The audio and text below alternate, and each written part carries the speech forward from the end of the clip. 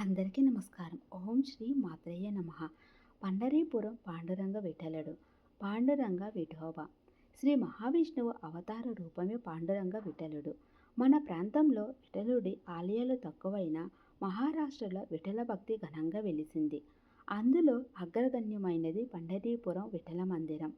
భారతదేశంలో కృష్ణ భక్తి ప్రధాన ధామాలుగా పూరి, ద్వారక, మధుర, బృందావన, బదిరి, ఉడిపి, గురువాయూర్ ప్రసిద్ధి చెందగా, దక్షిణ పడమరలోని పండరీపురం కృష్ణ స్వరూపుడైన పాండురంగుడి మహిమతో వెలుగొందింది.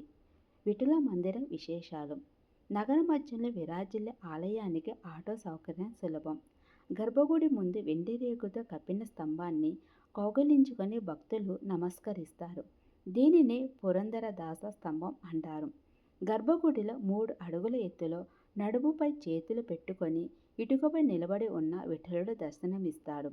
ఇక్కడ రుక్మిణి, సత్యభామ, రాధాదేవి, దత్తాత్రేయుడు, కాలభైరవుడు, సూర్యనారాయణుడు, వెంకటేశ్వరుడు వంటి అనేక దేవతామూర్తులను కూడా దర్శించుకోవచ్చు.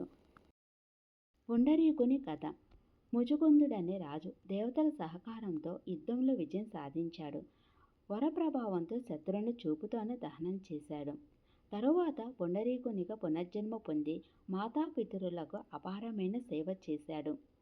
పాండురంగుడు అతని భక్తిని పరీక్షించడానికి వచ్చి పిలిచిన పుండరీకుడు తల్లిదండ్రుల నిద్రాభంగం కాకుండా ఇటుకని విసిరి దానిపై వేచి ఉండమన్నాడు. భక్తవశుడైన విఠలుడు ఇటుకపై నిలబడి పుండరీకుని ఆరాధనకు లోబడిపోయాడు. అప్పటి నుండి విఠలుడు ఇటుక మీద నిలుచున్న రూపంలో భక్తుల కంట పడుతున్నాడు. విట్టు అన్న పదం నుంచి విఠలుడు అన్న నామం వచ్చిందని చెబుతారు. ఈ ధామంలో ఎన్నో మహానుభావులు భక్తిని ఆచరించారు. రామానుజాచార్యులు, మధ్వాచార్యులు, జ్ఞానేశ్వర మహారాజు, జనాబాయి, నామదేవుడు, సక్కుబాయి, తుకారం, సమర్థ రామదాసు, పురందరదాసు మొదలైన వారు. జగద్గురువు శంకరాచార్యులు వాళ్ళు కూడా ఇక్కడికి విచ్చేసి పాండురంగాష్టకం రచించారు. పాండురంగ విఠలుడు కేవలం భక్తి ప్రతీక మాత్రమే కాదు, మాతాపితృ సేవ, విశ్వాసం, నిర్భయ భక్తికి చిరస్మరణీయ చిహ్నం.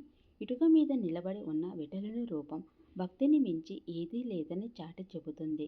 ఈ వీడియో మీకు నచ్చితే లైక్ చేయండి, షేర్ చేయండి.